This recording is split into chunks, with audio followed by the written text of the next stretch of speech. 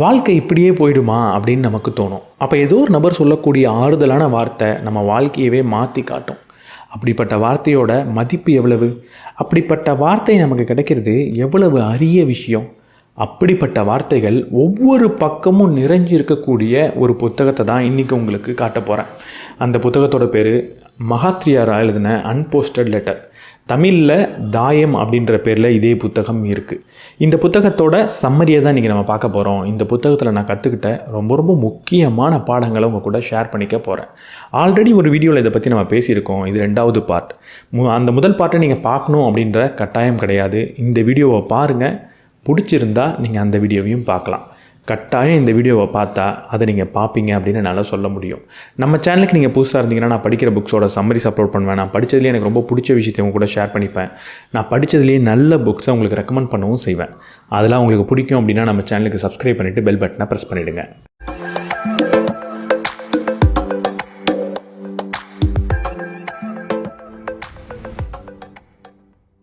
அறிவுன்ற விஷயம் கடந்த காலத்தை அறுவை சிகிச்சை பண்ணுற போஸ்ட்மார்ட்டம் பண்ணக்கூடிய டாக்டர் கிடையாது. எதிர்காலத்தை கட்டமைக்க போகிற இன்ஜினியர். கடந்த காலத்தில் ஒரு தப்பு பண்ணிட்டேனே அப்படின்னு நினச்சி வருத்தப்படுறதோ, போன வருஷம் நான் இதை செஞ்சுருந்துருக்கணும் அப்படின்னு நினைக்கிறதோ, கடந்த காலத்தில் இதை நான் செய்யாமல் விட்டுட்டேனே அப்படின்னு வருத்தப்படுறதோ, இல்லை கடந்த காலத்தில் நடந்த ஒரு சந்தோஷத்தை பற்றி மட்டுமே திரும்ப யோசித்து பார்த்து இப்போ எந்த சந்தோஷத்தையும் அனுபவிக்காமல் இருக்கிறதோ மிகப்பெரிய முட்டாள்தனம். நமக்கு அறிவு இருக்குது அப்படின்றது எதை காட்டும்னா, கடந்த காலத்தை இக்னோர் பண்ணிவிட்டு எதிர்காலத்துக்கு நான் என்ன செய்யணும் அப்படின்றத பற்றி சிந்திக்கிறது தான். கடந்த காலத்தை இக்னோர் பண்ணுறதுனா அப்படியே தூக்கி போடுறது கிடையாது. கடந்த காலத்தில் நம்ம பண்ண தவறுலேருந்து ஒரு பாடத்தை கற்றுக்கிட்டாகணும். கடந்த காலத்தில் நடந்த சந்தோஷங்களை ஒரு ஞாபகமாக சேமித்து வச்சும் இருக்கணும். ஆனால் எந்நேரமும் அந்த கடந்த காலத்தில் பண்ண தவறை நினச்சி வருத்தப்படுறதோ, இல்லை கடந்த காலத்தில் நிகழ்ந்த அந்த சந்தோஷம் இப்போ இல்லையேன்னு வருத்தப்படுறதோ தான் தப்பு. குவாலிட்டி, தரம் அப்படின்றது நம்ம கண்ணுக்கு தெரியாத இடத்துல மட்டும்தான் இருக்குது. நம்ம 2 பொருள் வாங்குகிறோன்னு வச்சுப்போம். ஒன்று காஸ்ட்லியான பிராண்டடான ஒரு ஐட்டம் வாங்குகிறோம். 2வது அதே பிராண்டோட ஃபஸ்ட்டு காப்பியை ஒரு பொருளுக்கு விலை மலிவாக வாங்குகிறோம். இது 2த்தையும் பார்க்கும்போது எந்த ஒரு வித்தியாசமும் தெரியாது, ஒரே மாதிரி இருக்கும். ஆனால் அந்த 2 பொருளையும் ஒரு மாதத்துக்கு பயன்படுத்திட்டா எது ஒரிஜினல் அப்படின்றது நமக்கு ரொம்ப சுலபமாக தெரிஞ்சிடும். அப்போது குவாலிட்டின்றது கண்ணில் பார்த்து கண்டுபிடிக்க முடியாத விஷயம். குவாலிட்டின்றது உள்ளே இருக்கிற ஒரு விஷயம். அப்போ என்னோடய குவாலிட்டின்றது எங்கே இருக்கும்? நான் என்ன செயல் செய்கிறேன், நான் எப்படி சிந்திக்கிறேன், யாரும் பார்க்காதப்ப நான் எப்படி நடந்துக்கிறேன், நான் யார் அப்படின்றத பொறுத்து தான் என்னோடய குவாலிட்டின்றது வரும். என்னோடய குவாலிட்டியை வெளியே மேக்கப் பண்ணி என்னால் ரொம்ப நாளுக்கு ஓட்டவும் முடியாது. ஒரு பொண்ணை பிடிச்சிருக்கு, அந்த பொண்ணுக்கிட்ட நான் ப்ரப்போஸ் பண்ண போகிறேன் அப்படின்னா எப்படி ப்ரப்போஸ் பண்ணலாம், எப்படிப்பட்ட வார்த்தைகளை பயன்படுத்தலாம் அப்படின்னு நிறைய ரிசர்ச் பண்ணி, நிறைய மெமரி பண்ணி, ஒப்பிச்சு பார்த்து ப்ராக்டிஸ் பண்ணிவிட்டு போய் ப்ரப்போஸ் பண்ணலாம். அது அந்த நிமிஷத்துக்கு பார்க்குறதுக்கு என்ன ஒரு நல்லவன் மாதிரி காட்டலாம். ஆனால் ஒரு 2 நாள் என் கூட இருந்து பார்த்தா நான் யாருன்றது அந்த பொண்ணுக்கு தெரிஞ்சிடும். அப்போ ஒருத்தவங்களை கவரணும், ஒருத்தவங்களை இம்ப்ரெஸ் பண்ணணும் அப்படின்னா வெளியில் போடுற மேக்கப்போ, நம்ம நடிக்கக்கூடிய நடிப்போ அதை நமக்கு பெற்றுத்தரவே தராது. நம்மளோட குவாலிட்டி, நம்ம யாருன்றது, நம்மளுடைய செயல், நம்மளுடைய சிந்தனை, நம்ம உள்ள யாருன்றதை பொறுத்து தான் அமையும். குவாலிட்டி இருக்கும்போது அது யாரு கண்ணுக்குமே தெரியாது. ஆனால் குவாலிட்டி இல்லை அப்படின்னா அது எல்லார் கண்ணுக்கும் தெரிய ஆரம்பிச்சிடும். குவாலிட்டின்றது சின்ன கண்ணுக்கு தெரியாத விஷயங்களில் தான் இருக்குது. என்னோடய சாக்ஸில் ஓட்டை இல்லாமல் இருக்கிறது, என் வீட்டில் இருக்கிற பாத்ரூமோட கதவை திறக்கும் போது கிரிக்னு சத்தம் வராமல் இருக்கிறது, என் வீட்டில் இருக்கிற எல்லா கடிகாரத்துலேயும் ஒரே நேரம் வச்சுருக்கிறது என்னோடய குவாலிட்டியை, என்னோட டிசிப்ளினை காட்டுது. இப்படி குவாலிட்டின்றது யாரு கண்ணுக்கும் தெரியாத விஷயம்தான். அடுத்தவங்க உங்களை கவனிக்கலையா, அங்கே தான் நீங்கள் சரியாக இருக்கணும். அடுத்தவங்க கவனிக்காத இடத்துல நான் எப்படி செயல்படுறேன்றதை பொறுத்து தான் என்னோடய குவாலிட்டி அமையுது. நீங்கள் நிம்மதியாக இருக்கணுமா, சந்தோஷமாக இருக்கணுமா, ஸ்ட்ரெஸ் ஃப்ரீயாக இருக்கணுமா, இந்த 2 விஷயத்தை புரிஞ்சுக்கோங்க. இந்த உலகத்தில் இருக்கிற எல்லாருமே அவங்க செய்கிற செயலை ஏன் செய்கிறேன் அப்படின்றத நியாயப்படுத்துகிற எக்ஸ்ப்ளனேஷனை கொடுக்கணும்னு நினைக்கிறாங்க. 2வது அப்படி எக்ஸ்ப்ளனேஷன் கொடுக்குறப்போ கடைசி வார்த்தையை நான் தான் பேசணும் அப்படின்னு நினைக்கிறாங்க.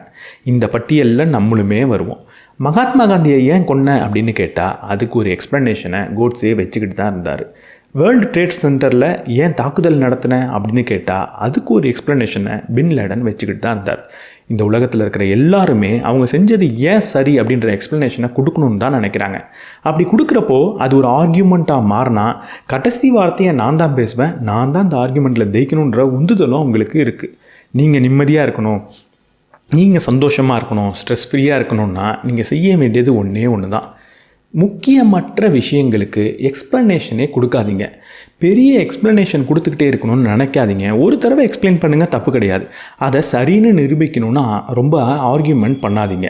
அப்படி நீங்கள் எக்ஸ்பிளைன் பண்ணுறப்போ கடைசி வார்த்தையை நான் தான் பேசணுன்ற உந்துதலையும் வச்சுக்காதீங்க. நான் எக்ஸ்பிளைன் பண்ணிட்டேன், இதுக்கப்புறம் நீ ஏதாவது சொன்னாலும் நீ சொல்லிக்கோ, உன் வார்த்தை கடைசியாக இருக்கட்டும், பிரச்சனை இல்லை அப்படின்ற மைண்ட் செட்டுக்கு வாங்க. அதுக்காக உங்களை நான் வாழ்க்கையில் எல்லா இடத்துலையும் ஆர்கியூ பண்ணாதீங்கன்னு சொல்லவே மாட்டேன். முக்கியமான இடங்களில் நீங்கள் ஆர்கியூ பண்ணிக்கோங்க, எக்ஸ்பிளைன் பண்ணிக்கோங்க, கடைசி வார்த்தையே பேசிக்கோங்க.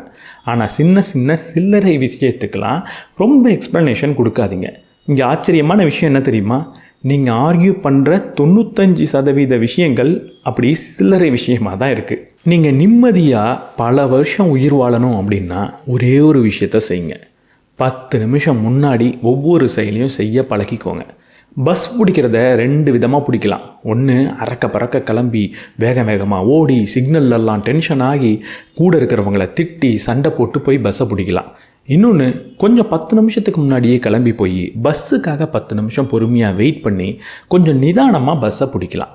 இந்த 2 வகையில் எப்படி பஸ்ஸை பிடிக்க போகிறீங்க? 10 நிமிஷம் முன்னாடியே போகணுமா, 10 நிமிஷம் நான் வெயிட் பண்ணணுமா அப்படின்லாம் நீங்கள் கேட்பீங்க. 10 நிமிஷம் முன்னாடி போகிறது ஒரு முட்டாள்தனம் மாதிரி உங்களுக்கு தோணலாம். ஆனால் 10 நிமிஷம் முன்னாடி போய் பாருங்கள், உங்களுடைய ஸ்ட்ரெஸ்ஸுன்றது கண்டிப்பாக குறையும். இந்த அர்ஜென்சி, இந்த அவசரம் அப்படின்றது நமக்கு ரொம்ப பிடிச்ச ஒரு விஷயம். ஏன்னா அவசரத்தில் எதை வேணால் நம்ம செஞ்சிடலாம், அவசரத்தில் எதை வேணால் பேசிடலாம். அவசரமாக பஸ் பிடிக்க நான் கிளம்பி போனேன்னா என் கூட வர என்னுடைய குடும்பத்தினரை நான் திட்டலாம். உனக்கு அறிவே இல்லையா, வேகமாக வரமாட்டியா அப்படின்னு நான் திட்டலாம். திட்டிட்டு அவசரத்தில் பேசிட்டேன் அப்படின்னு காரணமும் சொல்லிக்கலாம். க்யூவில் 10 பேர் நின்றுட்டு இருப்பாங்க, அறக்க பறக்க முன்னாடி ஓடி போய் நம்ம முன்னாடி நிற்கலாம்.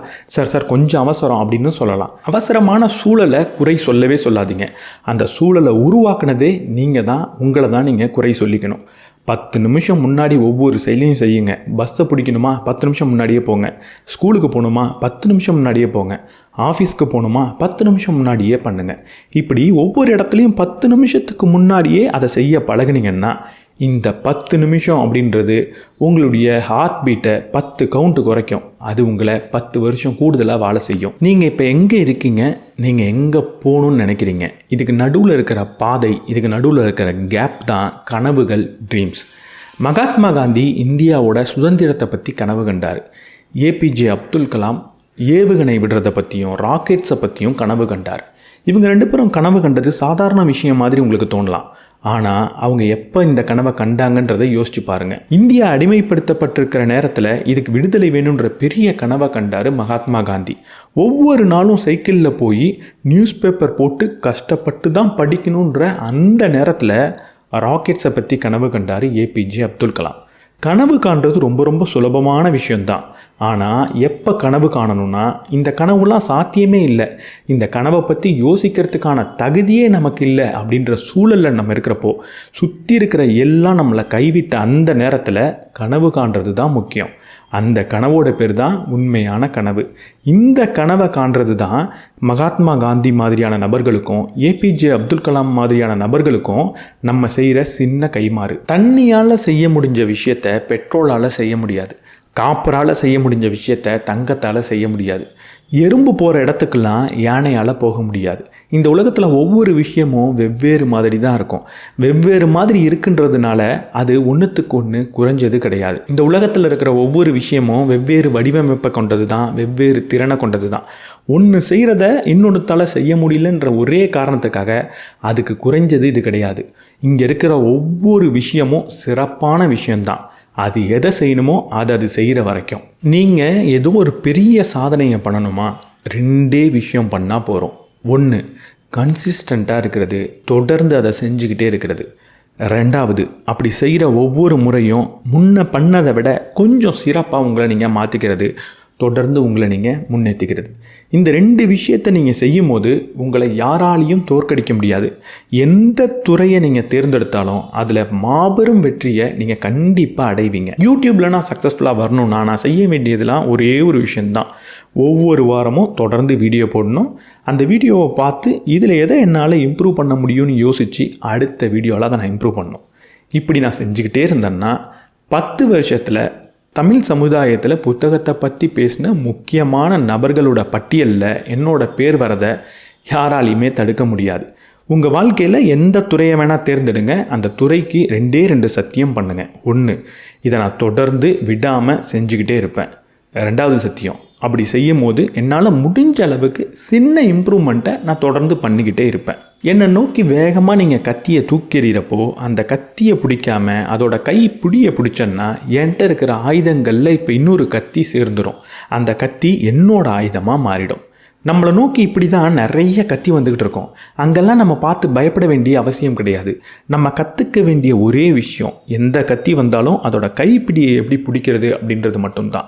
வாழ்க்கையில் நிறைய பிரச்சனை வரா மாதிரி இருக்கும். அந்த பிரச்சனைகள் எல்லாமே இப்படிப்பட்ட கத்தி தான். அந்த பிரச்சனைகளை பார்த்து பயப்படாதீங்க. அந்த பிரச்சனையை சரியாக கையாள தெரிஞ்சால், அந்த பிரச்சனையை எப்படின்னா கையாளணுன்ற அந்த யுக்தியை நீங்கள் கண்டுபிடிச்சா அந்த கத்தியோட கைப்பிடியை உங்களால் பிடிக்க முடியும். ஆஃபீஸில் திடீர்னு உங்கள் பாஸ் வந்து உங்களுக்கு ரொம்ப கஷ்டமான ஒரு வேலையை கொடுக்குறாரு. யாரும் செய்ய முடியலன்றதுனால அந்த வேலையை உங்கள் மேலே திணிக்கிறாரு.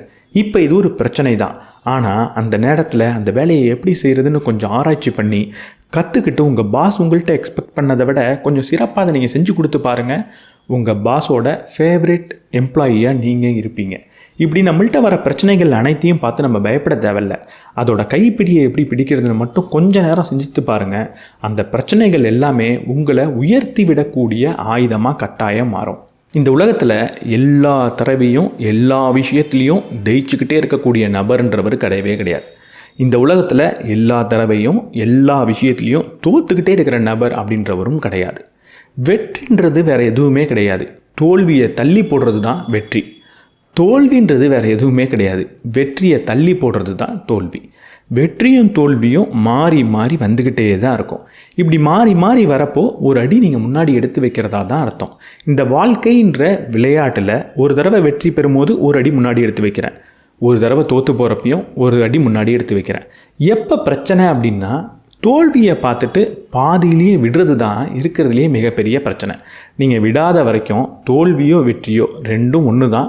உங்களை உங்கள் வாழ்க்கையில் ஒரு அடி முன்னாடி அது கண்டிப்பாக கூட்டிகிட்டு போகும். வாழ்க்கையில் முக்கியமான ஒரு கேள்வி இருக்குது. அந்த கேள்வியவே நம்ம மறந்துட்டோம். அந்த கேள்வியோட பேர் என்ன தெரியுமா? கடைசியாக என் வாழ்க்கையில் எப்போ முதல் தடவையாக ஒரு விஷயத்தை நான் செஞ்சேன்? யோசிச்சு பாருங்கள். சின்ன வயசில் எவ்வளவு தடவை புது புது விஷயங்களை முதல் முறையாக நம்ம வாழ்க்கையில் செஞ்சோம்? அதுதான் உண்மையான வாழ்க்கை. ஆனால் இன்றைக்கி நம்ம வாழ்க்கை எப்படி மாறிடுச்சு? காலையில் எழுந்திரிச்சு ஆஃபீஸ் போகணும், காலையில் எழுந்திரிச்சு காலேஜ் போகணும், ஈவினிங் வந்து டியூஷன் போகணும், இல்லை நைட்டாக வந்து சாப்பிட்டுட்டு தூங்கணும். இப்படி தொடர்ந்து ஒரே விஷயத்தை திரும்ப திரும்ப திரும்ப பண்ண ஆரம்பிச்சிட்டோம். கடைசியாக வாழ்க்கையில் புதுசாக ஒரு விஷயத்தை முதல் முறையாக ஒரு விஷயத்தை எப்போ செஞ்சேன்னு யோசித்து பார்த்தா அது நம்மளை ஸ்கூல் காலத்துக்கு கூட்டிகிட்டு போயிடுது. அப்படி இருந்தால் அங்கே நம்ம வாழ்கிறதே இல்லை அப்படின்றத புரிஞ்சுக்கோங்க. வாழ்க்கைன்றது சாதிக்கிறதுக்கு தான், பெரிய பெரிய இடத்துக்கு போகிறதுக்கு தான், பெரிய பதவிக்கு போய் நிறைய சம்பாதிக்கிறதுக்கு தான். அதுக்கெலாம் இல்லைன்னு சொல்ல. ஆனால் அது எல்லாம் நம்ம செய்கிறதோட காரணமே வாழ்கிறதுக்கு. ஆனால் வாழ்கிறதுனா இப்படி புது விஷயங்களை செஞ்சு புது எக்ஸ்பிரிமெண்ட் பண்ணி நமக்கு எது வருதுன்னு நம்ம மேலேயே ஒரு டெஸ்ட் பண்ணி பார்க்குறது தான் வாழ்க்கை. ஸோ இந்த வருஷம் புது வருஷம் ஒரு முடிவை எடுங்க. இதுக்கப்புறம் என் வாழ்க்கையில் ஒவ்வொரு வருஷமும் ஒரு புதிய விஷயத்தை முதல் முறை நான் செய்ய போகிறேன். எனக்கு கார் ஓட்ட தெரியலையா? இந்த வருஷம் கார் ஓட்ட கற்றுப்பேன். அடுத்த வருஷம் ஸ்விம்மிங் தெரியலையா? ஸ்விம்மிங் கற்றுப்பேன். அதுக்கு அடுத்த வருஷம் பியானோ வாசிக்க கற்றுப்பேன். அதுக்கு அடுத்த வருஷம் ஒரு புது மொழியை நான் கற்றுப்பேன். இப்படி வருஷத்துக்கு ஒரு புது விஷயத்தை செய்யுங்க, அதை கற்றுக்கோங்க. இப்படி தொடர்ந்து செஞ்சு பார்த்தீங்கன்னா வாழ்கிறது எப்படின்றத நீங்களே கற்றுப்பீங்க. ஒரு அருமையான மந்திரத்தை சொல்லித்தரேன். ஒரு நோட் இருந்தால் எடுத்து எழுதி வச்சுக்கோங்க. எது கம்மியாக இருக்கோ அது ரொம்ப நாளுக்கு நம்ம கூட இருக்கும். எது அதிகமாக இருக்கோ அது கொஞ்ச நாள் தான் நம்ம கூட இருக்கும். எனக்கு எதெல்லாம் பிடிச்சிருக்கோ அதெல்லாம் கம்மியாக வச்சுக்கிட்டேன்னா ரொம்ப நாளைக்கு அது என் கூட இருக்குன்றது அர்த்தம். எது எனக்கு பிடிச்சிருக்கோ அதை அவசரப்பட்டு அதிகமாக எடுத்துக்கிட்டேன்னா அது கொஞ்ச நாள் தான் என் கூட இருக்க போகுதுன்னு அர்த்தம். சாப்பிட பிடிச்சிருக்கா? கம்மியாக சாப்பிட்டு பாருங்கள், ரொம்ப நாளுக்கு நீங்கள் சாப்பிட்லாம். இல்லை எனக்கு சாப்பிட பிடிச்சிருக்குன்னு கண்டதையும் அதிகமாக எடுத்து சாப்பிட்டு பாருங்கள், கொஞ்ச நாளுக்கு மேலே நீங்கள் சாப்பிடவே முடியாத சூழல் வந்துடும். ஒரு பொண்ணை எனக்கு பிடிச்சிருக்கா, ஒரு பையனை எனக்கு பிடிச்சிருக்கா, அவங்க கூட கொஞ்சமான நேரத்தை செலவழிக்கணும். அதாவது அவங்களுக்கான ஸ்பேஸை கொடுக்கணும். அவங்க எங்கே இருக்கணும்னு நினைக்கிறாங்களோ அந்த இடத்துல இருக்க அனுமதிக்கணும். அவங்களுக்கான சுதந்திரத்தை கொடுக்கணும். என் கூடயே இறுக்கி பிடிச்சிக்கிட்டு இருந்தேன் அப்படின்னா கொஞ்ச நாள் தான் இருப்பாங்க. அவங்கள அவங்க போக்கில் இருக்க விட்டால் கடைசி வரைக்கும் என் கூட இருப்பாங்க. இது ஒரு பொருளுக்கு மட்டும் கிடையாது, நேரத்துக்கும் பொருந்தும். எது கொஞ்ச நேரத்தில் செஞ்சு முடிக்கிறனோ அது சீக்கிரமாகவே முடிஞ்சு போயிடும். எது ரொம்ப நேரம் எடுத்து செய்கிறனோ அது ரொம்ப நாள் நீடிச்சிருக்கும். தாஜ்மஹாலை ஒரே வாரத்தில் கட்டலை. ஒரே வாரத்தில் கட்டணும்னு முடிவு பண்ணியிருந்தா கார்ட்போர்டில் தான் கட்டியிருக்கணும், அடுத்த வாரமே காணா போயிருக்கும். நோட் பண்ணி வச்சுக்கோங்க, எது கம்மியாக இருக்கோ அது நீடிச்சிருக்கும், எது அதிகமாக இருக்கோ அது கொஞ்ச நாள் தான் இருக்கும். நம்ம எல்லாருக்குள்ளேயும் ஒரு செல்ஃப் டிஸ்ட்ரக்ஷன் பட்டன் இருக்குது. அதை அடிக்கடி நம்மளே ப்ரெஸ் பண்ணிக்கிட்டு இருக்கோம். எது சரியோ அதுதான் சரி, எது சரியில்லையோ அது சரியில்லை. சரியில்லாத விஷயத்தை சரி அப்படின்னு எக்ஸ்பிளைன் பண்ணுறதோ, ஜஸ்டிஃபை பண்ணுறதோ, அதற்காக ஆர்கியூ பண்ணுறதோ தான் அந்த செல்ஃப் டிஸ்ட்ரக்ஷன் பட்டன், நம்மளே அழிச்சிக்கக்கூடிய பட்டன். அதை நம்ம அடிக்கடி ப்ரெஸ் பண்ணிடுறோம். 11 மணிக்கு ஒரு இடத்துக்கு போகணும் அப்படின்னா 11:15 போனால் நம்ம லேட்டாக போயிருக்கோம், அவ்வளவுதான். நம்ம லேட்டாக போகணுன்றது தான் ஃபேக்ட். ஆனால் நான் ஏன் லேட்டாக வந்தேன் தெரியுமா, டிராஃபிக் எவ்வளவு இருந்தது தெரியுமா, வண்டி பஞ்சர் ஆகிடுச்சு, பஸ்ஸு தான் லேட்டாக வந்தது, நேற்றுலேருந்து எனக்கு உடம்பு சரியில்லை, இப்படி பல விஷயங்கள் சொன்னாலும் நீங்கள் லேட்டாக போனது தான். உங்ககிட்ட இருந்து உங்களால் ஃபேக்டை மறைக்க முடியாது, ஃபேக்ட்கிட்ட இருந்து உங்களால் மறைச்சிக்கவும் முடியாது. ஆஃபீஸில் ஏதோ ஒரு வேலை செய்கிறேன், ஒன்று தப்பாக செஞ்சுட்டேன் அப்படின்னா யாரோ ஒரு நபர் நீ தப்பாக செஞ்சுருக்கேன்னு சுட்டி காட்டுறப்போ, ஆமாம் தப்பாக தான் செஞ்சுட்டேன், என்னை நான் மாற்றிக்கிறேன் அப்படின்னு தான் முடிவெடுக்கணுமே தவிர, நான் தப்பாக செஞ்சதுக்கு என்ன காரணம் தெரியுமா, நீ தான் நான் தப்பாக செஞ்சதுக்கு காரணமே அப்படின்னு குறை சொல்கிறதோ புலம்புறதோ நம்மளை வளரவே விடாது. எங்கே நம்ம வளர்றது நிற்கிதோ அங்கே நம்ம அழிஞ்சு போயிட்டோம். ஒவ்வொரு ஜென்ரேஷனுக்கும் இந்த ரிலேஷன்ஷிப்கான ஃப்ரேம் ஒர்க், இந்த ரிலேஷன்ஷிப் எப்படி செயல்படுது அப்படின்ற அந்த அடிப்படைன்றது மாறிக்கிட்டே இருக்கும். நம்ம போன ஜென்ரேஷன் அப்படின்றதுக்காக நம்ம ஒரு ரிலேஷன்ஷிப்பில் எப்படி இருந்தோமோ அப்படி தான் எதிர்கால சந்ததியினரும் இருப்பாங்கன்னு எதிர்பார்க்கவே கூடாது. நீங்கள் சின்ன வயசில் உங்கள் அப்பா ஒரு முறைச்சிருந்தாலே ஓடி போய் தண்ணி எடுத்துகிட்டு வந்து கொடுத்துருப்பீங்க. ஆனால் இன்றைக்கி உங்கள் பையன் அதே மாதிரி தண்ணி எடுத்துகிட்டு வந்து கொடுக்கணும்னு நீங்கள் எதிர்பார்க்கக்கூடாது. ஏன்னா இன்றைக்கி ரிலேஷன்ஷிப்போட இந்த ஃப்ரேம் ஒர்க் அடிப்படைன்றது மாறிடுச்சு. இன்றைக்கி இன்ஃபர்மேஷன் அப்படின்ற ஒரு விஷயந்தான் ரிலேஷன்ஷிப்போட ஃப்ரேம் ஒர்க். உங்கள் குழந்தைய நீங்கள் பார்த்த உடனே எல்லாம் செய்ய மாட்டாங்க. அவங்கள்ட்ட ஏன் செய்யணும், என்ன செய்யணும், எப்போ செய்யணும், எதுக்கு செய்யணும் அப்படின்ற எக்ஸ்ப்ளனேஷன்லாம் கொடுத்தா தான் அவங்க செய்வாங்க. நீங்கள் எப்படி உங்கள் அப்பாவுக்கு தண்ணி எடுத்துகிட்டு வந்து கொடுத்தீங்களோ அதே மாதிரி உங்கள் பிள்ளையும் உங்களுக்கு தண்ணி எடுத்துகிட்டு வந்து கொடுப்பாங்க. உங்கள் அப்பா பார்த்ததுக்கே நீங்கள் கொடுத்தீங்க, உங்கள் பையன் நீங்கள் எக்ஸ்பிளைன் பண்ணால் தான் எடுத்துகிட்டு வந்து கொடுப்பான். தண்ணி கிடச்சிதான்றது தான் முக்கியமே தவிர அது கிடைக்கிறதுக்கு நான் என்ன செஞ்சேன்றது முக்கியம் கிடையாது. இன்றைக்கி இந்த ரிலேஷன்ஷிப் ஃப்ரேம் ஒர்க்குக்கு இன்ஃபர்மேஷன் கொடுக்கறது முக்கியம்னா நம்ம கொடுத்து தான் ஆகணும். நீங்கள் வேலை பார்த்தப்போ, நீங்கள் சபார்டினேட்டாக இருந்தப்போ உங்கள் பாஸ் இந்த வேலையை செய் அப்படின்னு சொன்னால் உடனடியாக சலாம் அடித்து அந்த வேலையை செஞ்சுருப்பீங்க. ஆனால் இன்றைக்கி இருக்கிற ஜென்ரேஷன் அப்படி செய்ய மாட்டாங்க. என்ன செய்யணும், எப்போ செய்யணும், ஏன் செய்யணும், எப்படி செய்யணும் அப்படின்ற எக்ஸ்ப்ளனேஷன் கொடுத்தா தான் செய்வாங்க. ஆனால் கடைசியில் 2 பேருமே வேலையை செய்வாங்க. இன்றைக்கி இருக்கிற ரிலேஷன்ஷிப்புக்கு இன்ஃபர்மேஷன்றது ரொம்ப முக்கியம். அதனால் நீங்கள் செய்கிற ஒவ்வொரு விஷயத்துக்கும் நிறைய இன்ஃபர்மேஷன் கொடுங்க. ஒய்ஃபை நாளைக்கு கிளம்பிடு அப்படின்னு சொன்னால் கிளம்பி இருக்க மாட்டாங்க. எங்கே போகிறோம், யாரை பார்க்க போகிறோம், ஏன் போகணும் அப்படின்றதெல்லாம் சொன்னால் தான் கிளம்பி இருப்பாங்க. இந்த உலகம் ஃபெயிலியர்னு சொல்கிற எல்லாமே ஃபெயிலியர்லாம் கிடையாது. அதில் பல விஷயங்கள் டேர்னிங் பாயிண்ட்டாக தான் இருக்குது.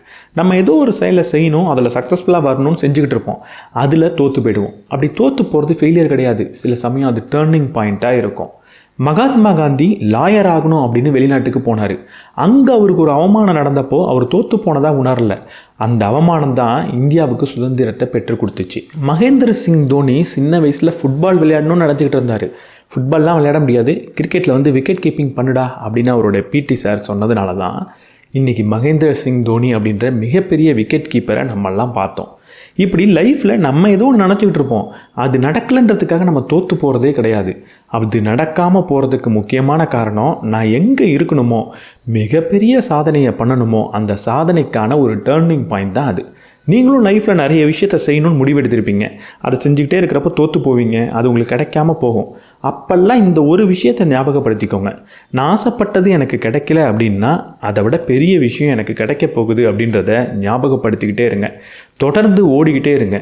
நீங்கள் ஓடி போய் சேரணுன்ற இடத்துக்கு சேராமல் போகலாம், ஆனால் எங்கே போய் சேரணுமோ அங்கே கட்டாயம் சேர்ந்துருவீங்க. ஒரு குழந்தை ஓரமாக உட்காந்து சிரித்து சந்தோஷமாக விளையாண்டுக்கிட்டு இருக்கும். அதை ஒரு பையன் கண்டுக்க மாட்டான். ஆனால் அந்த குழந்தை திடீர்னு வீல்னு அழ ஆரம்பிச்சதுன்னா வீட்டில் இருக்கிற எல்லாரும் என்னாச்சுன்னு ஓடி வருவாங்க. இது உலகத்தில் இருக்கிற எல்லா குழந்தைக்கும் நடந்தது. இந்த வீடியோவை பார்த்துக்கிட்டு இருக்க இந்த குழந்தைக்கும் இது நடந்திருக்கு. இப்படிலாம் நடக்கும் போது அந்த குழந்தைக்கு நம்ம என்ன தெரியுமா சொல்லி கொடுத்துட்டோம், நீ சந்தோஷமாக இருக்கிறப்ப உன்னை யாரும் கண்டுக்க மாட்டாங்க, ஆனால் நீ அழுது பாரு எல்லாரும் உன்னை வந்து பார்ப்பாங்கன்னு சொல்லி கொடுத்துட்டோம். அதனால் இந்த குழந்தை வளர்ந்ததுக்கப்புறமா என்ன பண்ணிக்கிட்டு இருக்கு தெரியுமா, லைஃப் லைஃப்பில் நடக்கிற சந்தோஷமான விஷயத்தெல்லாம் பெருசாக கண்டுக்கிறதே கிடையாது. ஆனால் நெகட்டிவாக ஒரு விஷயம் நடக்குது அப்படின்னா அதை பற்றி எல்லாருக்கிட்டையும் பேசுது, அதை பற்றி புலம்பிக்கிட்டே இருக்குது. அப்படி புலம்புனா நம்ம மேலே எல்லாருக்கும் கருணை வரும் அப்படின்னு நினைக்குது. அப்படி புலம்புனா நான் எவ்வளோ கஷ்டப்படுறேன் தெரியுமா அப்படின்னு காட்டுறதாகவும் அது நினச்சிக்குது. இங்கே என்ன பிரச்சனை அப்படின்னா, இப்படி நம்ம புலம்புறப்போ நம்ம லைஃப்பில் நடக்கிற சந்தோஷமான விஷயங்களை நம்ம கவனிக்காமல் விட்டுடுறோம். அதனால உண்மையாக நம்ம எவ்வளோ சந்தோஷமாக இருக்கோன்றது நமக்கு தெரியாமல் போயிடுது. நம்ம சந்தோஷமாக இருக்கிறதே கிடையாது. இதுக்கு ஒரே ஒரு சொல்யூஷன் இருக்குது. நல்லா கேட்டுக்கோங்க. இதுக்கப்புறம் நெகட்டிவான ஒரு விஷயத்தை பற்றி பேசவே பேசாதீங்கன்னு நான் சொல்ல மாட்டேன். நெகட்டிவான விஷயத்தை பற்றி பேசுங்க, ஆனால் 2 வரிக்கு மேலே பேசவே செய்யாதீங்க. சந்தோஷமான விஷயத்தை பற்றியும் பேசுங்க, ஆனால் குறைஞ்சது 5 வரி பேசுங்க. எனக்கு சம்பளமே பத்தலை, வர காசெல்லாம் இஎம்ஐக்கே போயிடுது, 2 வரி பேசிட்டேன், முடிஞ்சு போச்சு. சந்தோஷமான விஷயத்தை பற்றி பேசுகிறப்போ நான் ஒரு புத்தகம் படித்தேன், அதில் எவ்வளோ அற்புதமான விஷயம் சொல்லியிருக்காங்க தெரியுமான்னு பக்கமாக பேசுங்க. எல்லா கேள்விக்கும் பதில் தெரியுதான்றது முக்கியமே கிடையாது. என்கிட்ட நல்ல கேள்விகள் இருக்கா அப்படின்றது தான் முக்கியம். எனக்கு மட்டும் ஏன் இப்படி நடக்குது அப்படின்னு நீங்கள் கேள்வி கேட்டிங்கன்னா, ஒரு விக்டிம் மாதிரி, ஒரு பாதிக்கப்பட்ட நபர் மாதிரி, ஒரு பாவப்பட்ட நபர் மாதிரி ஃபீல் பண்ணுவீங்க. அப்படிப்பட்ட நபராக மாறிடுவீங்க. இப்போ நடந்த விஷயத்துலேருந்து நான் என்ன கற்றுக்கலாம் அப்படின்னு யோசித்து பார்த்தா, அங்கேருந்து ஏதோ ஒரு விஷயத்தை கற்றுக்கிட்டு முன்னேற செய்வீங்க. அடுத்து நான் என்ன செய்யணும், என்கிட்ட இருக்கிற விஷயத்தை வச்சே இதை எப்படி நான் சாதிக்கிறது, இதை நான் செய்கிறது மூலிமா மோசமாக என்ன நடந்துட போகுது, இப்படிப்பட்ட நல்ல கேள்விகளை உங்ககிட்ட வச்சுக்கிட்டு இருந்தீங்கன்னா நீங்கள் மேலே போகிறத யாராலையும் தடுக்க முடியாது. பகவத்கீதை அப்படின்றது அர்ஜுனனுக்கு கிருஷ்ணர் சொன்ன பதில் கிடையாது. கிருஷ்ணரிடம் அர்ஜுனன் கேட்ட கேள்விகள் தான் பகவத்கீதை. வாழ்க்கையில் நல்ல கேள்வி உங்கள்கிட்ட இருந்துச்சு அப்படின்னா நீங்கள் உயர்றத, சந்தோஷமாக இருக்கிறத, நிம்மதியாக இருக்கிறத யாராலையும் தடுக்க முடியாது. நல்ல கேள்விகளை தேர்ந்தெடுங்க. பதில் தெரியலனாலும் பரவாயில்ல, நீங்கள் முன்னேறிக்கிட்டே போவீங்க. அப்படிப்பட்ட ஒரு முக்கியமான கேள்வி இருக்குது. அந்த கேள்வி என்ன தெரியுமா? இதை என்னோட குழந்தை செஞ்சால் நான் ஒத்துப்பனா அப்படின்றது ரொம்ப ரொம்ப முக்கியமான கேள்வி. ஊருக்கு நம்ம நிறைய அட்வைஸ் பண்ணுவோம். படிக்கலாம் வேணாம்ப்பா, படிப்பு அவ்வளோ முக்கியம்லாம் கிடையாது, ஒரு வேலைக்கு போகிறதுலாம் அவ்வளோ முக்கியம்லாம் கிடையாது, உலகத்தை எக்ஸ்ப்ளோர் பண்ணுங்கள், அதுதான் இருக்கிறதுலே மிகப்பெரிய ஒரு அறிவை உங்களுக்கு கொடுக்கும் அப்படின்னு அட்வைஸ் பண்ணிட்டு போயிட்டு இருப்போம். அப்போ ஒரு நிமிஷம் நிறுத்தி, இதை என்னோட குழந்தை செஞ்சால் நான் ஒத்துப்பனா, என் குழந்தை படிக்காமல், என் குழந்தை வேலைக்கு போகாமல் ஊரை மட்டுமே சுற்றினா நான் ஒத்துப்பனா அப்படின்னு கேட்டு பாருங்கள். ஒத்துப்பீங்கன்னா நீங்கள் அட்வைஸ் பண்ணுங்கள், பிரச்சனை கிடையாது. ஆனால் நம்ம என்ன பண்ணுவோம், நீ படிக்கிறது ரொம்ப முக்கியம், வேலைக்கு போகிறது ரொம்ப முக்கியம், உலகத்தை சுற்றி பார்க்குறதும் முக்கியம், அளவோடு சுற்றி பாரு, அளவோட படி, நல்ல வேலை செய் அப்படின்னு நம்ம சொல்லிக் கொடுப்போமா இல்லையா? அப்பப்போ குடிக்கிறது தப்பு கிடையாது, சோஷியலி ட்ரிங்க் பண்ணுறது தப்பு கிடையாது, அப்பப்போ ஸ்மோக் பண்ணுறதும் தப்பு கிடையாது, அளவோடு இருந்துக்கணும் அப்படின்னு நம்ம அட்வைஸ் பண்ணுவோம். நம்ம செய்கிறப்ப விளக்கம் கொடுப்போம். ஆனால் இதையே நம்மளுடைய குழந்தை, நமக்கு பிறந்த ஒரு குழந்தை செய்ய அனுமதிப்போமா அப்படின்னு யோசிச்சு பாருங்கள். அப்போ நம்ம அனுமதிக்க மாட்டோம் அப்படின்னா நம்ம செய்கிறப்பையும் அது தப்பு தான். இந்த கேள்வியை ஞாபகம் வச்சுக்கோங்க. நான் சொல்கிற இந்த செயலை, நான் செய்கிற இந்த செயலை, நான் ஏற்றுக்கிற இந்த செயலை என்னுடைய குழந்தை செஞ்சால் நான் ஏற்றுப்பனா அப்படின்னு. உங்கள் வாழ்க்கையில் இருக்கிற மிகப்பெரிய பிரச்சனை என்ன தெரியுமா? நான் ஏதோ ஒரு வேலை செய்கிறேன், அந்த வேலையை செஞ்சு முடித்ததுக்கப்புறம் அப்பாடா வேலை முடிஞ்சிருச்சு, இப்போ நமக்கு பிடிச்சதை போய் செய்யலாம் அப்படின்னு நமக்கு தோணுதுன்னா அது மிகப்பெரிய பிரச்சனை. ஒரு வேலையை செஞ்சு முடித்ததுக்கப்புறம் அப்பா முடிஞ்சிருச்சுன்னு நமக்கு தோணக்கூடாது. ஒரு வேலையை செஞ்சு முடித்ததுக்கப்புறம் ஒரு ஃபுல்ஃபில்மெண்ட் நமக்கு வரணும், ஒரு ஆனந்தம் நமக்கு வரணும், எதையோ சாதித்த ஒரு உணர்வு நமக்கு வரணும். அப்படி வந்தால் மட்டும்தான் வாழ்க்கை நிம்மதியாக சந்தோஷமாக இருக்கும். நம்ம செய்கிற வேலையிலையும் மேலே போகவே முடியும். ஒவ்வொரு தடவையும் இப்படி நான் வீடியோவை ஷூட் பண்ணி முடித்ததுக்கப்புறம் அப்பா வீடியோ முடிஞ்சிருச்சு அப்படின்னு நினச்சிருந்தேன்னா 5 வருஷம் பெருசாக ரிசல்ட் இல்லாமல் என்னால் வீடியோ போட்டிருக்க முடியாது. ஆனால் ஒவ்வொரு தடவை ஒரு நல்ல வீடியோவை எடுத்ததுக்கப்புறம் எனக்கு ஒரு ஆனந்தம் கிடைக்கிது. யாருமே கவனிக்கலைனாலும் ஒரு சின்ன ஸ்மைலோடு நான் இருக்கிறேன். எதையோ சாதித்த மாதிரி எனக்கு நானே நான் நினச்சிக்கிறேன். இதனால தான் இந்த வேலையில் என்னால் சக்ஸஸ்ஃபுல்லாக வர முடியும் அப்படின்றதும் எனக்கு தெரியுது. இந்த வேலையை கன்சிஸ்டண்ட்டாக என்னால் செய்யவும் முடியுது. நீங்கள் செய்கிற வேலையில் இப்படிப்பட்ட உணர்வு வருதான்றது ரொம்ப ரொம்ப முக்கியம். நான் ஒரு வேலை செய்கிறேன், வேலை பிடிச்சிருக்கு, ஆனால் இந்த இடம் தான் எனக்கு பிடிக்கல அப்படின்னா அது பிரச்சனை கிடையாது, இடத்த மாற்றிக்கோங்க. ஆனால் நான் செய்கிற வேலையே எனக்கு பிடிக்கல, இந்த வேலையை செய்யும் போதெல்லாம் ஏதோ ஒரு ப்ரெஷர் எனக்குள்ளே வருது, ஒரு ஸ்ட்ரெஸ் வருது அப்படின்னா தயவு செஞ்சு வேலையை மாற்றுங்க. இந்த வேலை கஷ்டமாக இருக்குது அதனால் எனக்கு பிடிக்கல அப்படின்னு நினச்சிடாதீங்க. எல்லா வேலையும் கஷ்டமாக தான் இருக்கும்.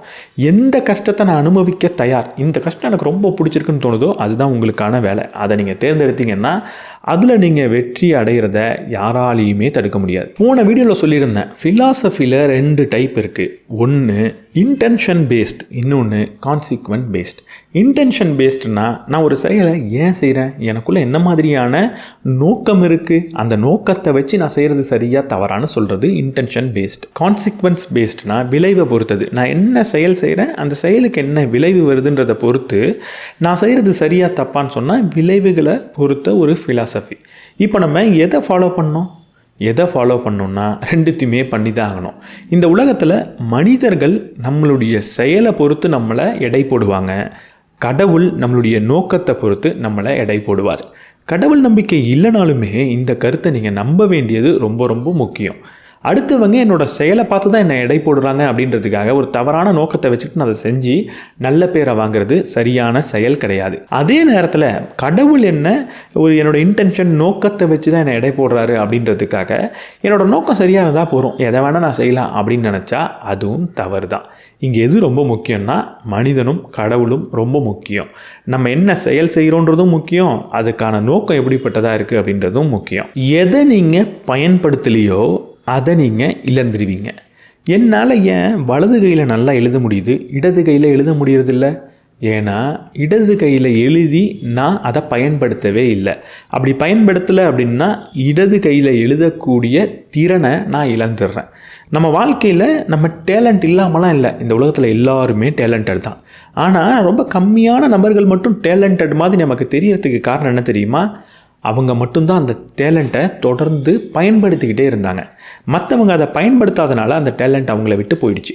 இப்போ நீங்கள் டேலண்ட் இல்லாமல் கிடையாது, நீங்களும் ஒரு மிகப்பெரிய டேலண்ட் இருக்கக்கூடிய நபர் தான். எதில் டேலண்ட் வேணுமோ அதை தொடர்ந்து பயன்படுத்திக்கிட்டே இருங்க, அந்த டேலண்ட் திரும்ப உங்களுக்கு வந்துடும். உங்களுடைய நண்பர்கள் யாருன்னு காட்டுங்க, நீங்கள் யாருன்னு நான் சொல்லிடுறேன். நம்ம பொதுவாக தனிமையில் இருக்கிறப்ப எப்படி யோசிப்போம்? நாளையிலேருந்து நான் ப்ரொடக்டிவாக இருக்க போகிறேன், நாளையிலேருந்து நான் ஒர்க் அவுட் பண்ண போகிறேன், நாளையிலேருந்து படிக்க போகிறேன், நாளிலேருந்து இதை செய்ய போகிறேன் அப்படின்னு இரவு தனிமையில் யோசிப்போம்.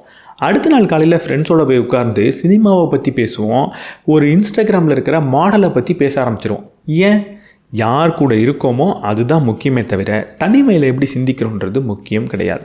நீங்கள் யார் கூட இருக்கீங்களோ அப்படிப்பட்ட நபராக தான் வருவீங்க. இன்றைக்கி நீங்கள் யாருன்றது நேற்று நீங்கள் என்ன செயல் செஞ்சீங்கன்றதை பொறுத்து அமைகிறதுக்கு கிடையாது, அதை பொறுத்து மட்டுமே அமைகிறதும் கிடையாது.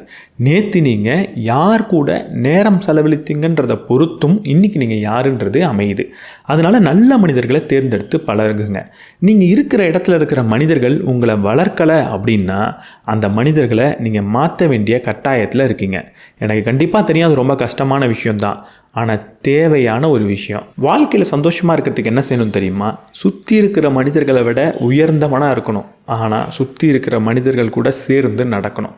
நான் ஒரு பெரிய சாதனையாளன் ஆகிட்டேன், அதனால நான் தனியாக தான் இருப்பேன், நான் யார் கூடயும் பழக மாட்டேன், உங்களை விடலாம் நான் பெரிய ஆள்னு நினச்சேன்னா அது சாதனையே கிடையாது. நிறைய சாதனை பண்ணுங்கள், அது ரொம்ப ரொம்ப அவசியம். ஆனால் அந்த சாதனையினால் நீங்கள் யாருன்றதை மறந்துடாதீங்க, நீங்கள் சாதாரண மனிதன் அப்படின்றத மறந்துடாதீங்க. எனக்கு ரொம்ப ரொம்ப பிடிச்ச ஒரு சூப்பர் ஹீரோ யாருன்னா ஸ்பைடர்மேன் தான். ஏன் எனக்கு ஸ்பைடர்மேனை பிடிக்கும்? நிறைய பேருக்கு பிடிக்கும்.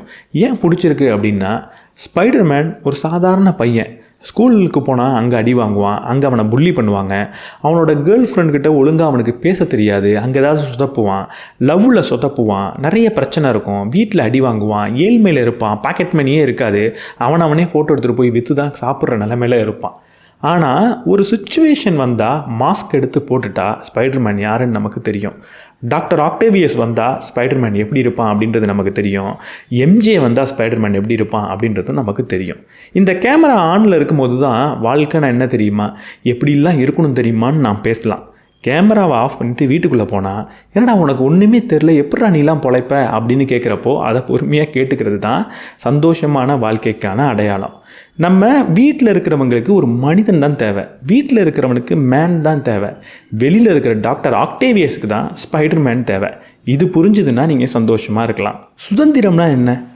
சுதந்திரம்னா என்னென்னு புரிஞ்சுக்கணுன்னா, நம்ம பஸ்ஸில் ஏன் ஃபுட்போர்ட் அடிச்சுட்டு போகிறோம், ட்ரெயினில் ஏன் அங்கே இங்கே தொங்கி வித்தை காட்டிக்கிட்டே போகிறோன்றதை புரிஞ்சுக்கணும். எதனால் நம்ம அதை செய்கிறோம்? அதுலேருந்து நமக்கு எந்த ஒரு பயனும் கிடைக்கிறது கிடையாது. அதை செய்கிறதுக்கான காரணம் சுற்றி இருக்கிறவங்களாம் நம்மளை கவனிக்கணும், நமக்கு ஒரு அட்டென்ஷன் கிடைக்கணும் அப்படின்றதுனால தான். இந்த அட்டென்ஷன்ன்றது ஒரு மிகப்பெரிய போதை, ஒரு மோசமான விஷயம். இந்த அட்டென்ஷன் கிடைச்சா தான் ஒரு நல்ல செயலே நல்ல செயல். நான் ஒரு நல்ல செயலை செய்கிறேன், அட்டென்ஷன் கிடச்சிதுன்னா அது நல்ல செயல். நான் ஒரு கெட்ட செயல் செய்கிறேன், ஆபாசமான விஷயங்களை பற்றி பேசுகிறேன், அப்போ எனக்கு ஒரு அட்டென்ஷன் கிடைச்சா கூட அது நல்லது அப்படின்னு நான் பேச ஆரம்பிச்சிருவேன். அதுக்காக நீங்கள் கூப்பிட்டு இன்டர்வியூலாம் எடுக்க ஆரம்பிச்சிருவீங்க. இவன் ஆபாசமானது தான் பண்ணுறான், இருந்தாலும் இன்டர்வியூ எடுப்போன்னு எடுக்க ஆரம்பிச்சிருவீங்க. ஒரு நல்ல செயலுக்கு அட்டென்ஷன் கிடைக்காதப்போ அது கெட்ட செயலாகிடுது. புத்தகத்தை பற்றி பேசலான்னு நான் ஆரம்பிக்கிறப்போ, அதை பற்றி பேசினா யாரும் பார்க்க மாட்டாங்கடா, அது வேஸ்ட்டு, நீ ஏதாவது நல்ல காமெடியான விஷயம் பண்ணு, மீம் ரியாக்ஷன் பண்ணு, ஏதாவது நக்கலாக பண்ணால் தான் நிறைய பேர் பார்ப்பாங்க, இது வேலைக்கு ஆகாது அப்படின்னு இது ஒரு கெட்ட விஷயமா பார்த்தீங்க. இந்த அட்டென்ஷன் அவ்வளோ பெரிய பிரச்சனை தான். ஏன்னா இந்த அட்டென்ஷன் நமக்கு கிடைக்கலன்னா நம்ம இன்ஃபீரியாரிட்டி காம்ப்ளெக்ஸாக அனுபவிப்போம். நான் அவ்வளோ பெரிய ஆள் இல்லை போல இருக்குது அப்படின்னு நமக்கு தோண ஆரம்பிச்சிடும். இந்த அட்டென்ஷன் நமக்கு கிடைச்சா சுப்பீரியாரிட்டி காம்ப்ளெக்ஸாக அனுபவிக்க ஆரம்பிச்சிருவோம்.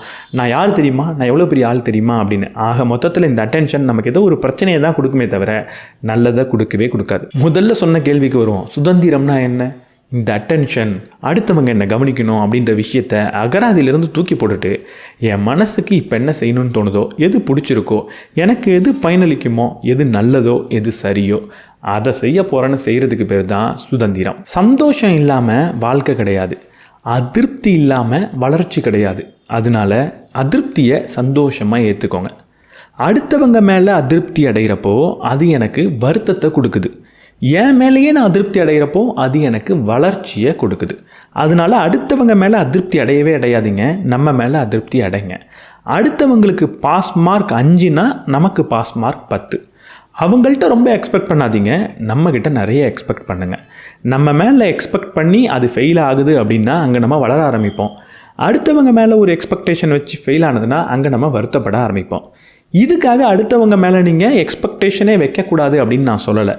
அடுத்தவங்க மேலே கம்பேர் பண்ணி எக்ஸ்பெக்டேஷன் வைக்காதீங்க. என்னை நீ சந்தோஷமாக பார்த்துக்கணுன்னு நினைக்கிறது தப்பு கிடையாது. என்னை நீ எங்கள் அப்பா மாதிரியே சந்தோஷமாக பார்த்துக்கணும் அப்படின்னு சொன்னால் உங்கள் அப்பா சின்ன வயசுலேயே போயிட்டாங்க, உங்களுக்கு நான் இப்போ டயப்பராக மாட்டி விட முடியும்?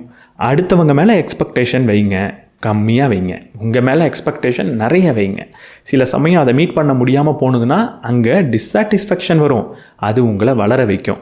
அந்த டிஸ்சாட்டிஸ்ஃபேக்ஷனை சந்தோஷமாக ஏற்றுக்கிட்டிங்கன்னா வாழ்க்கையும் சந்தோஷமாக இருக்கும். எவ்வளவு கஷ்டப்பட்டு நீங்கள் இந்த உலகத்தில் இருக்கீங்க, ஒரு கருவறையில் எவ்வளவு கஷ்டப்பட்டீங்க, அதுலேருந்து வெளியே வர எவ்வளோ பெரிய வலியை நீங்கள் தாங்கிக்கிட்டீங்க, எவ்வளவு தோல்வி, எவ்வளவு விஷயத்தை கற்றுக்கிட்டீங்க, எவ்வளவு பிரச்சனை, எவ்வளவு செருப்படி, எவ்வளவு துன்பம், இது எல்லாம் எதுக்கு? இவ்வளவு கஷ்டப்பட்டு கடைசியில் என்ன செய்ய போகிறீங்க? இவ்வளவு கஷ்டப்படுறதுக்கு ஏதாவது ஒரு அர்த்தத்தை, சின்ன அர்த்தத்தை நம்ம கொடுத்துட வேணாமா? இந்த சின்ன அர்த்தத்தை நம்மளால் கொடுக்க முடியும். அப்படி கொடுக்குற சின்ன அர்த்தம் தான் வரலாறு. நீங்கள் படைக்க போகிற அந்த வரலாற்று புத்தகத்தில் இடம் பெறாமல் இருக்கலாம், ஆனால் அதுக்காகலாம் அது வரலாறு இல்லைன்றது கிடையாது. அது எல்லாமே ஒரு ப்ரைவேட் ஹிஸ்ட்ரி. நான் ஒழுங்காக படிக்கலை, இன்றைக்கி நான் வீட்டு வேலை பார்த்து கஷ்டப்பட்டுக்கிட்டு இருக்கேன், ஆனால் இதே கஷ்டம் என்னுடைய குழந்தைக்கு வரக்கூடாது, நான் படிக்க வைக்க போகிறேன்னு நினைக்கக்கூடிய ஒரு தாய் வரலாறு தான் படைக்கிறாள். இப்படி அடுத்தவங்களுக்காக ஒரு சின்ன சிந்தனையை நமக்குள்ளே வச்சுக்கிட்டு இருக்கிறப்போ, நான் ஒரு வேலை செய்கிறேன், ஆனால் அந்த வேலை அடுத்தவங்களுக்கு ஏதாவது ஒரு வகையில் பயனளிச்சிடாதா அப்படின்னு சிந்திக்கக்கூடிய அந்த ஒரு சிந்தனை வரலாறு படைக்கும். அந்த வரலாறை படைக்கிறதுக்காக தான் இவ்வளவு கஷ்டமும் நீங்கள் பட்டுக்கிட்டு இருக்கீங்க. அந்த கஷ்டத்துக்கெல்லாம் பதில் அந்த சின்ன வரலாறு, அதை படைச்சிருங்க. உங்கள் வீட்டுக்குள்ளே ஒரு நபர் வந்து பாக்கு போட்டு எல்லா இடத்துலையும் துப்பி அழுக்காக்குறாரு, அவரை வீட்டுக்குள்ளேயே இருங்க, வெளியே போயிடாதீங்க அப்படின்னு சொல்லுவீங்களா? இல்லை வீட்டை விட்டு முதல்ல வெளியே அனுப்புவீங்களா? இப்படி நம்மளுடைய மனதுன்ற வீட்டுக்குள்ளே மட்டும் இப்படி அழுக்காக்கக்கூடிய நபர்களை ஏன் உள்ளே வச்சுக்கிட்டு இருக்கோம்? ஏதோ ஒரு நபர் ஒரு தப்பு பண்ணிட்டாரு, ஒரு காயத்தை கொடுத்துட்டாரு, அவரை உடனடியாக வெளியே அனுப்பாமல் என் மனதுக்குள்ளே இரு, தினமும் உன்னை பற்றி நான் யோசித்து என்ன நானே காயப்படுத்திப்பேன், என்னோட மனதுன்ற வீட்டை நீ அழுக்காக்கிக்கிட்டே இருக்கணும் அப்படின்னு நம்ம ஏன் இடம் கொடுக்குறோம்? அடுத்தவங்க நம்மளை காயப்படுத்துகிறாங்க அப்படின்னு அவங்கள நான் குறை சொல்லலாம் போகிறது கிடையாது. அடுத்தவங்க நம்மளை காயப்படுத்துகிறாங்க அப்படின்னா ஏதோ ஒரு செயல் செஞ்சுருப்பாங்க, அவங்களுடைய அறியாமையினால் நம்மளை காயப்படுத்தியிருப்பாங்க. ஆனால் அவங்க காயப்படுத்தினதுக்கப்புறம் அதை திரும்ப திரும்ப திரும்ப யோசித்து அவங்கள நம்மளுடைய மனதுக்குள்ளேயே வச்சுக்கிட்டு இருக்கிறது நம்மளுடைய அறியாமை. அந்த அறியாமையை தான் நம்மளால் சரி பண்ண முடியுமே தவிர அடுத்தவங்களுடைய அறியாமையை நம்மளால் சரி பண்ண முடியாது. உங்களுடைய மனதில் அமைதி மட்டும்தான் இருக்கணும். அமைதியை குலைக்கிற அளவுக்கு ஒரு பெரிய விஷயன்றது இந்த உலகத்தில் கிடையவே கிடையாது. அந்த அளவுக்கு விலை மதிப்பற்ற விஷயன்றது கிடையாது. உங்கள் அமைதியை டிஸ்டர்ப் பண்ணக்கூடிய ஏதோ ஒரு விஷயம், ஒரு நிகழ்வு, ஒரு மனிதர், ஏதோ ஒரு ஈவெண்ட் உங்கள் மனசுக்குள்ளே உட்காந்துக்கிட்டு இருக்குன்னா உடனடியாக எடுத்து வெளியே வைங்க. மனதில் அமைதி மட்டும்தான் இருக்கணுமே தவிர இப்படிப்பட்ட நபர்கள், இப்படிப்பட்ட நிகழ்வுகள், இப்படிப்பட்ட இன்சிடென்ட்ஸ் இருக்கவே கூடாது. ஒருத்தவர் கோவப்படுறாருன்றதுக்காக நம்மளும் திரும்ப கோவப்பட்டால் அங்கே அதிகமான கோவத்தை தான் உருவாக்குறோம். ஒருத்தவர் தவறு பண்ணிட்டாருன்றதுக்காக திருப்பி தவறு பண்ணால் இன்னொரு தவறை எக்ஸ்ட்ராவாக தான் நம்ம பண்ணிக்கிட்டு இருக்கோம். ஒரு தவறும் சேர்ந்து சரியாகவே ஆகாது. கணக்கில் தான் மைனஸும் பாசிட்டிவ் ஆகும். வாழ்க்கையில் மைனஸும் பாசிட்டிவாக ஆகவே ஆகாது. நீ எனக்கு என்ன செஞ்சியோ அதையே நான் உனக்கு செய்வேன். கண்ணுக்கு கண்ணு பல்லுக்கு பல்லுன்னு நான் போட்டி போட்டேன்னா கடைசியில் எங்கே போய் முடியும்? அடுத்தவங்க ஒரு தவறு செய்கிறாங்கன்றதுக்காக நான் தவறு செய்கிறது சரியாயிடாது. அடுத்தவங்க எப்படி இருக்காங்கன்றதுக்காக என்னோடய கேரக்டரை நான் மாற்றிக்க முடியாது. நீங்கள் இந்த உலகத்தில் உங்களுடைய கேரக்டரை வாழ்கிறதுக்காக தான் பிறந்திருக்கீங்களே தவிர அந்த கேரக்டரை யார் நினச்சாலும் மாற்றிக்கிறதுக்காக நீங்கள் பிறக்கலை. உங்களுடைய கேரக்டர் நல்ல கேரக்டராக இருக்கணும். அந்த கேரக்டரை அடுத்தவங்க என்ன செய்கிறாங்கன்றதுக்காகலாம் நீங்கள் மாற்றிக்கக்கூடாது. அடுத்தவங்க செய்கிறது உங்களை காயப்படுத்துது அப்படின்னா அவங்கள இக்னோர் பண்ணுங்கள். உங்களை நீங்களே மாற்றிக்காதீங்க. எறும்பு செவுத்தில் நடந்து போயிட்டே இருக்கும். ஒரு சின்ன குழந்தை போய் அதில் கையை வைக்கும். அந்த எறும்பு என்ன பண்ணும்? இதுக்கு மேலே என்னால் போக முடியாதுன்னு நின்றுமா? இல்லை அந்த கையை தாண்டி வேறு ஒரு வழியில் போகுமா? நம்ம வீட்டுக்கு வெளியில் வளர்ந்துருக்கிற புல்லெல்லாம் மெஷினை வச்சு கட் பண்ணி விடுவோம். அந்த புல் என்னை கட் பண்ணிக்கிட்டே இருக்காங்க, இதுக்கு மேலெலாம் என்னால் வளர முடியாதுப்பா அப்படின்னு நின்றுமா? வளர்ந்துக்கிட்டே இருக்குமா? இந்த உலகத்தில் இருக்கிற இயற்கையில் இருக்கிற அனைத்து விஷயமும் முன்னேறதை மட்டுமே தெரிஞ்ச விஷயங்கள். அதுக்கு இதுக்கு மேலே என்னால் முடியாது, இதுக்கு மேலே நான் பண்ண மாட்டேன்னு சொல்லக்கூடிய திறனே கிடையாது. இயற்கையோட மொழியே என்னால் முடியும் அப்படின்றது தான். நான் முன்னேறிக்கிட்டு தான் இருப்பேன் அப்படின்றது தான் இயற்கையோட மொழி. இந்த உலகத்தில் இயற்கை என்னால் முடியாது, இதோட நான் நின்றுவேன் அப்படின்னு சொல்கிறதே கிடையாது. முன்னேறி போயிட்டே தான் இருக்குது. இந்த இயற்கையில் ஒரே ஒரு விஷயம் மட்டும்தான் என்னால் முடியாது, இதோட நான் நிறுத்திப்பேன்னு சொல்லக்கூடிய விஷயம், அது இந்த மனுஷன்தான். நீங்களும் இயற்கை தான் அப்படின்றத புரிஞ்சுக்கோங்க. இயற்கைக்கு என்னால் முடியாதுன்றதே தெரியாது. என்ன தடை வந்தாலும் எப்படி முன்னேறதுன்றதை பற்றி மட்டும்தான் அது சிந்திக்குமே தவிர வளர்றதை பற்றி மட்டும்தான் யோசிக்குமே தவிர என்னால் முடியாதுன்னு அது ஓய்ந்து இருக்கவே இருக்காது. நீங்களும் அப்படிப்பட்ட இயற்கை தான். நீங்களும் அப்படி தான் இருக்கணும். நீங்கள் என்னவா ஆகணுமோ அப்படி ஆகிறதுக்கு என்ன செய்யணுமோ செஞ்சே ஆகணும். நம்மள்கிட்ட இருக்கிற ஒரு மோசமான பழக்கம் என்னென்னா, சாதிக்கணும் அப்படின்ற ஆசை நமக்கு இருக்குது. ஆனால் சாதிக்கிறதுக்கு என்ன செய்யணுமோ அதை செய்கிறதுக்கான ஆசை மட்டும் நம்மள்கிட்ட கிடையாது. தங்க முட்டை போடக்கூடிய ஒரு வாத்தே உங்களுக்கு கிடைச்சாலும் அந்த வாத்தை பத்திரமா நீங்கள் பார்த்துக்கணும். அதை நீங்கள் ஒழுங்காக வளர்க்கணும். அதுக்கு நீங்கள் சாப்பாடு போடணும். அப்போ தான் அது முட்டை போடும்.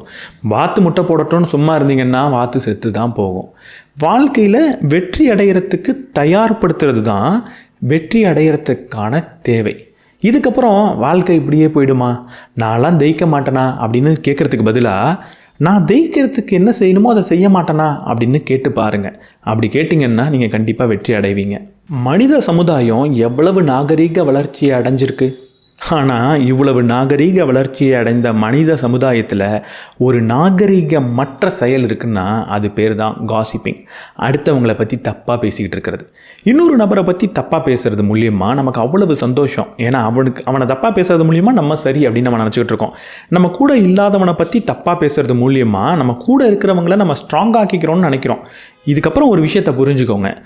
உங்கள் கூட இல்லாத ஒரு நபரை பற்றி தப்பாக உங்கள்கிட்ட ஒருத்தவர் பேசுகிறாருன்னா அவர் உங்களை பற்றி நீங்கள் இல்லாதப்ப இன்னொருத்தவர்கிட்ட தப்பாக தான் பேசுவார்.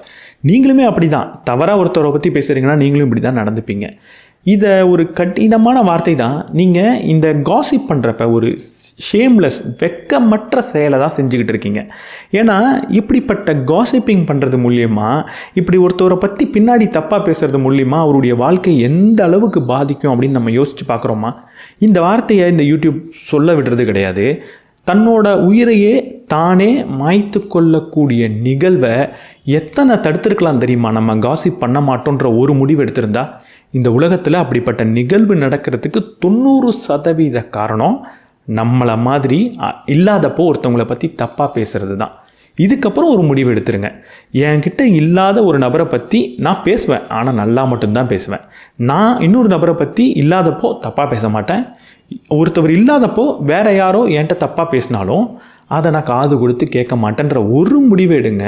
இந்த உலகத்துக்கு செய்யக்கூடிய மிகப்பெரிய பயனாக இருக்கும் அது. இங்கே சிரிப்பான விஷயம் என்னென்னா, நான் ரொம்ப ஃப்ராங்காக பேசிடுவேன் அப்படின்னு சொல்கிற யாரும் அவங்கள்ட்ட ஒருத்தவங்க ஃப்ராங்காக பேசுகிறப்போ அதை ஏற்றுக்கிறது கிடையாது. நான் ரொம்ப ஸ்ட்ரைட் ஃபார்வர்ட், மூஞ்சுக்கு நேராக எதாக இருந்தாலும் சொல்லிடுவேன்னு சொல்லக்கூடிய யாரும் அவங்க முகத்துக்கு நேராக ஒருத்தவங்க பேசுகிறப்போ ரொம்ப திமிரு பிடிச்சவனாக இருக்கானே, எப்படி அடுத்தவங்ககிட்ட பேசுவாங்க அப்படின்னு குறைதான் சொல்கிறாங்க. நம்ம எல்லாருமே எமோஷனல் கிரியேச்சர் தான். நமக்கு ஒரு எமோஷன் அப்படின்றது இருக்குது.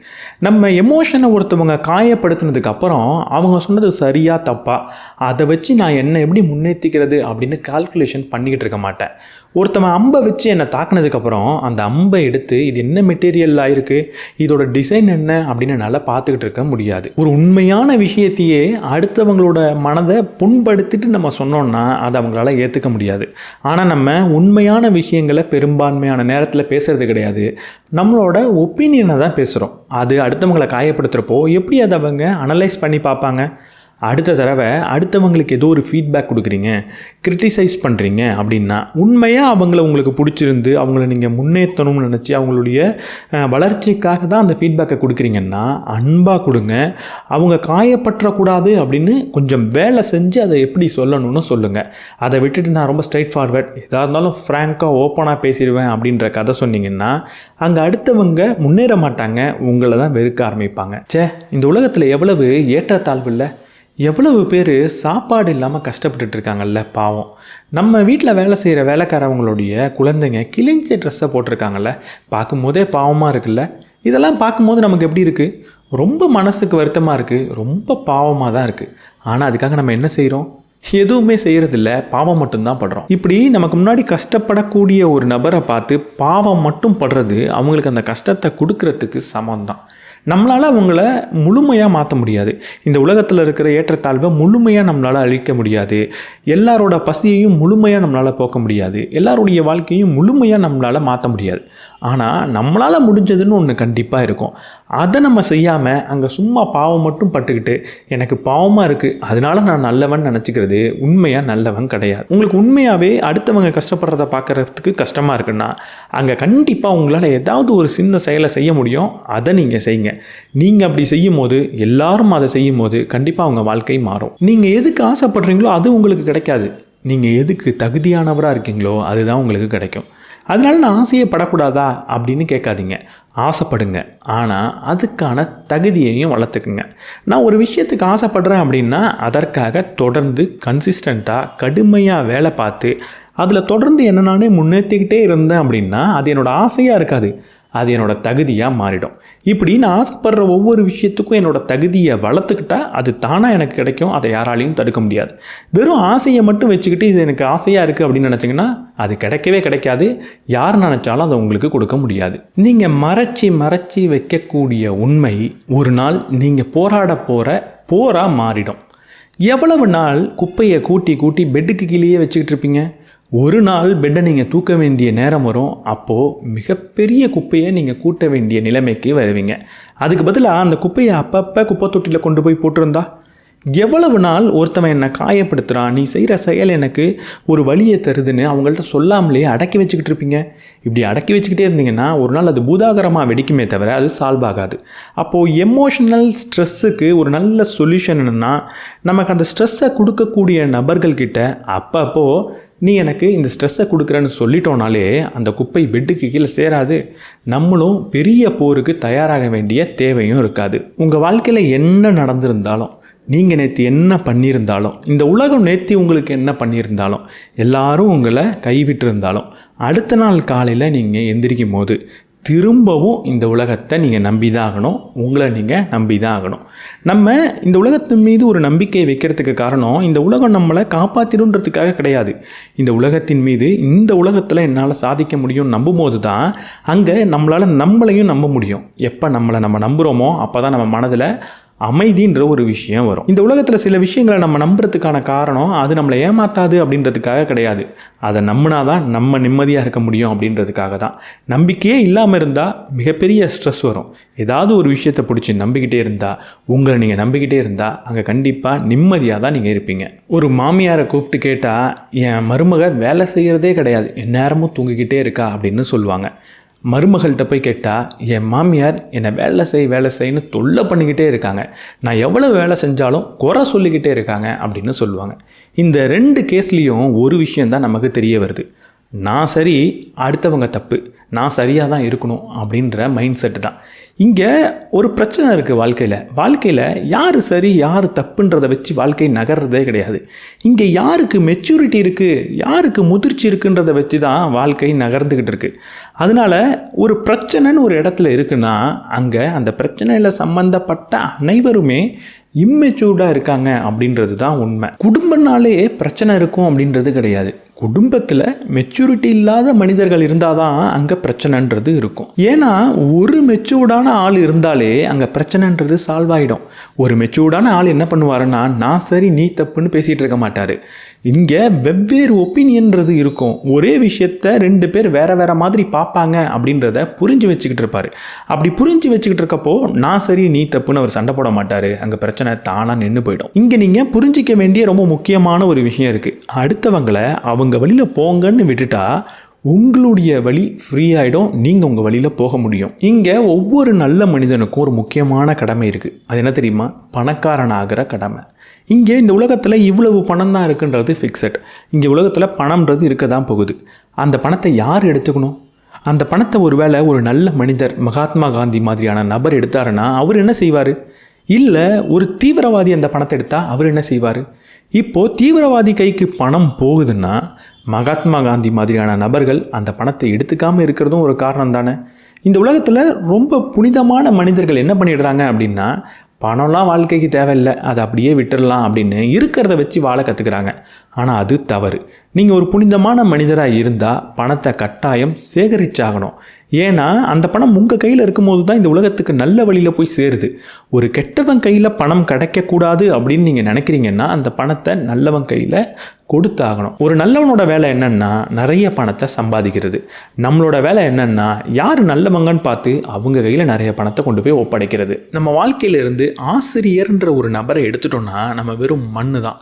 நான் சின்ன வயசில் எல்கேஜி யூகேஜி படிக்கிறப்போ எனக்கு ஏபிசிடி சொல்லி கொடுத்த டீச்சருக்கு இப்போ நான் படிச்சிருக்க புத்தகத்தை பற்றிலாம் தெரியாமல் இருக்கலாம்.